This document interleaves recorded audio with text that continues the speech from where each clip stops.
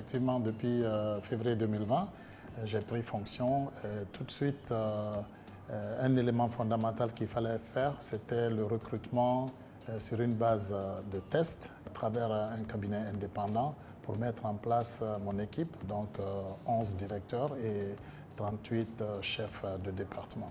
Suite à cela, nous avons procédé à une étude de diagnostic pour comprendre quels étaient les problèmes fondamentaux à UDG. Et nous avons compris que pour régler ces problèmes-là, il fallait définir 4 axes stratégiques. Donc le premier axe, c'était la réduction de la subvention, parce qu'aujourd'hui, la subvention représente un vrai problème pour nous. C'est environ 3 500 milliards que l'État débourse chaque année pour subventionner l'électricité. Il y a la sécurisation des recettes. Sur ce plan, le peu que nous produisons ou commercialisons, il faut vraiment sécuriser cela. Le troisième, c'est justement l'aspect des ressources humaines. Et enfin, l'engagement des parties prenantes, parce que tout ce qu'il y a à faire ne peut être fait que par UDG. Il faut l'engagement d'un écosystème, de plusieurs institutions, personnes et acteurs. Donc à cet effet, en termes d'action concrète, nous avons mis en place un nouveau système commercial. Pour la première fois, tout Conakry est informatisé avec un nouveau système. Et l'intérieur du pays, nous avons fait les villes de Koya, Sigiring, Zérékoré, Labé, Kindia, etc. Et d'ici la fin de l'année, nous allons terminer la mise en place du système informatique dans toutes ces villes-là. Nous avons procédé à la délimitation technique des agences et puis la pose massive de compteurs. On avait posé en 2 mois et demi, on a posé plus de 20 000 compteurs. Sur le plan ressources humaines, nous avons fait la refonte du système de prise en charge médicale de nos travailleurs et puis rationaliser un certain nombre de dépenses. Et aussi, nous avons lancé la mise en place de nouveaux systèmes de comptabilité, de processus d'achat et de gestion de nos entretiens d'équipement.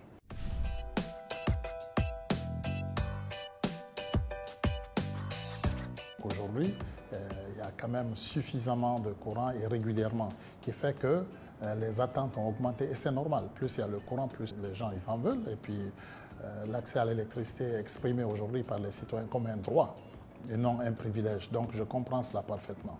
Mais il faut comprendre qu'il y a tout un système derrière. Il y a la production, il y a le transport, il y a la distribution. Donc au niveau de la production, on a mis beaucoup d'efforts avec les moyens de production. Au niveau du transport, oui, il y a des investissements à faire. Au niveau de la distribution, bien sûr aussi qu'il y a des travaux, parce que aujourd'hui, de temps en temps, il y a des quartiers dans lesquels la demande d'électricité elle est beaucoup plus élevée que les infrastructures qui sont en place. Je parle d'infrastructures de câbles de distribution, de transformation, de transformateurs plutôt, et de postes de distribution. Donc ces systèmes-là sont surchargés et aussi sont vieillissants. Donc il y a des investissements en cours, il y a des projets en cours pour améliorer justement ces systèmes-là, mais le tout ne peut pas se faire en un seul jour.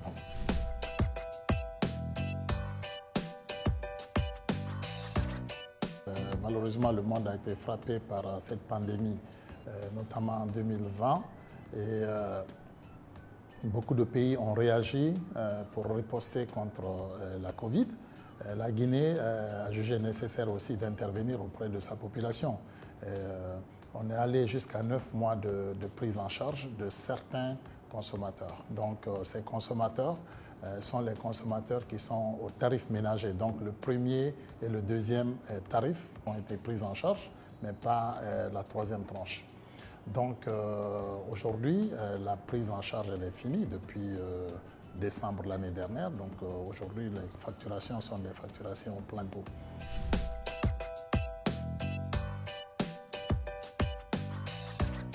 Je peux bien comprendre que certaines personnes aient l'impression que les factures ont rehaussé et c'est normal que les factures augmentent. Cela est dû à plusieurs choses. Premièrement, je vous ai dit, dans notre axe stratégique, c'était la revue et la sécurisation des recettes. Autrement dit, nous avons mis en place un nouveau système, un logiciel qui suit vraiment correctement la facturation qui était avant pas suivie de manière rigoureuse. On a mis 20 000 compteurs en ligne chez certains clients qui avant n'avaient pas de compteurs. Nous avons les compteurs industriels qui sont suivis au jour le jour. On appelle ça les compteurs télérelevés. Donc aujourd'hui, on a un degré beaucoup plus élevé de la facturation. Donc ça, c'est factuel. Il y a une très grande pression aujourd'hui au niveau des agences pour une meilleure clarté sur qui est facturé, qui doit payer, et ainsi de suite. Et enfin, bien sûr, il y a eu des ajustements tarifaires qui, aujourd'hui, la facture d'électricité en Guinée est une moyenne de 680 francs le kilowattheure, mais que nous achetons ou produisons avec une moyenne de 2100 francs. Donc, la facture, le tarif fait à peine 30% du coût de l'électricité. Et donc, l'équilibre financier, il va devoir être atteint à un moment donné. Soit l'État continue à subventionner et à payer le prix de l'électricité à la place des populations, avec ce que ça représente aussi comme conséquence, ou alors éventuellement nous payons, nous comme citoyens, payons le tarif de l'électricité. Nous travaillons beaucoup à l'interne pour essayer de baisser les coûts le plus bas possible. C'est pourquoi nous avons lancé le programme de mise en place de nouveaux logiciels de comptabilité pour avoir de processus d'achat et ainsi de suite, pour avoir une meilleure visibilité. Nous avons pris en charge l'opération de certaines centrales qui étaient avant gérées par des compagnies étrangères. Avec ça, nous avons fait une économie de près de 90%, qui était majeure. Donc, c'est après tout ça qu'on peut faire les différents efforts. Côté réduction de coûts, mais aussi il faut que les prix augmentent, sinon on ne pourra pas s'en sortir.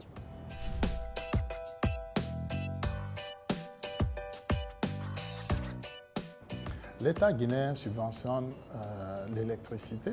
Les raisons sont simples, parce que le coût de l'électricité il est élevé. Et le prix aujourd'hui que payent les citoyens au premier tarif, c'est 90 francs. Et en moyenne, c'est 680 francs le kilowattheure. Donc vous faites la différence. Le prix que payent les consommateurs fait à peine 30% de ce qui coûte l'électricité. Donc il y a un déséquilibre. Dans les autres pays où les autres compagnies d'électricité, qu'il y ait subvention ou pas, mais le prix correct il est payé. La Guinée fait partie, sinon les pays les moins chers en termes de coût d'électricité. Et ce qui est difficile, c'est que à cause du bas prix de l'électricité, entre autres, il y a une consommation, je dirais, abusive de l'électricité, ou une consommation pas forcément responsable, qui fait que le matin, quand vous circulez, vous voyez toutes les lumières allumées partout, dans les rues.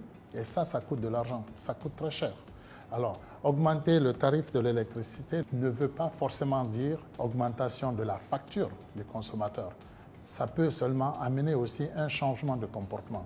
Autrement dit, au lieu de laisser une ampoule allumée 24 heures sur 24, on peut couper le coût de cette ampoule en ne l'allumant que 12 heures par jour ou 8 heures par jour. Et donc, au lieu d'avoir tous les appareils électroménagers allumés tout le temps, les climatiseurs, les lampes et tout ça, on les utilise quand il faut. Comme ça, la facture, c'est vrai, le taux au kilowattheure peut monter, mais cela peut se traduire par quand même une consommation plus responsable, l'utilisation d'équipements moins énergivores, l'utilisation d'équipements économiques. Et ça, c'est des efforts que les consommateurs peuvent faire pour ne pas que leur facture augmente. Et cela aussi a pour conséquence de réduire la pression sur le réseau électrique. Il faut comprendre que la production et la consommation, c'est une équation équilibrée. On ne peut consommer que ce qu'on produit, et tout ce qu'on produit, il faut consommer.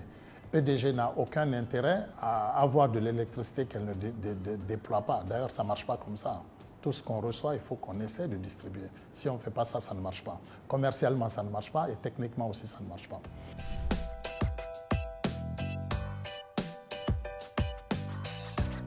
Effectivement, il y a eu des cas de détournement.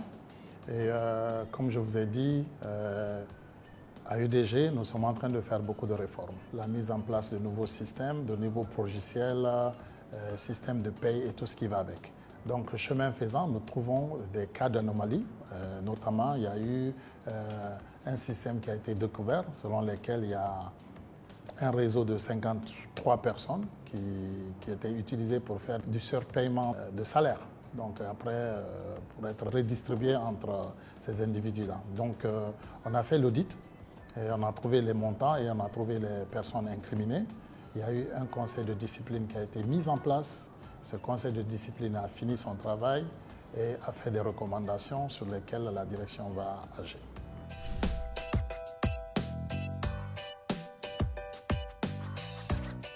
Le courant, ce n'est pas juste allumer un interrupteur. Il y a tout un système derrière. Il y a le système de transport, il y a le système de distribution. Il suffit qu'un câble coupe dans un quartier. Il n'y a pas une autre façon d'amener le courant dans ce quartier que par ce câble. Ça prendra le temps pour mettre le câble en place. Il suffit qu'un poste soit indisponible pour que tout un quartier soit plongé dans l'obscurité, et on fait des efforts pour remettre ces postes-là en marche. Les transfos se gâtent parce que aussi il y a des vandalismes sur nos équipements. Il y a des pièces de protection que nous mettons sur les transformateurs, les cuivres que les gens y vandalisent, et donc qui viennent déranger la distribution de courant. Il y a des agents bénévoles qui agressent nos réseaux. Quand bien même nous avons mis en place un système pour identifier les travailleurs d'EDG avec des badges et des tenues, mais malgré cela, il y a des citoyens qui, des fois, utilisent des individus qui ne sont pas forcément d'EDG, mais des électriciens de rue, qui viennent déranger le système. Il y a des cas d'accident.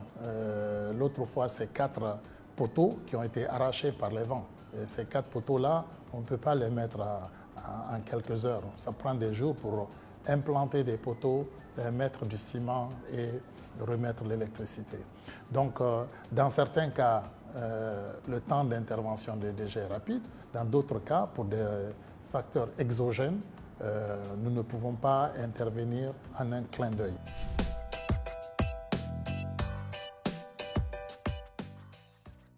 On part de très loin. Il y a eu des investissements sérieux dans le secteur de l'électricité. Aujourd'hui, majoritairement, on peut se targuer de fierté de dire qu'on a le courant 24 heures sur 24. L'espoir est permis. Nous travaillons très dur pour pouvoir distribuer le courant que nous achetons ou que nous produisons. EDG n'a aucun intérêt à acheter le courant ou alors à produire le courant et ne pas le distribuer aux populations. Mais le chemin est long, on a fait beaucoup de progrès et on va continuer ensemble à aller vers de l'avant.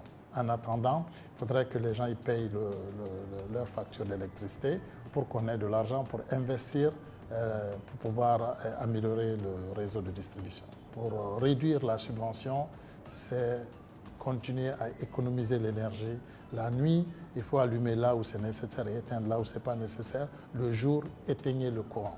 Éteignez le courant parce que ce kilowattheure, on le paye et on le paye très cher.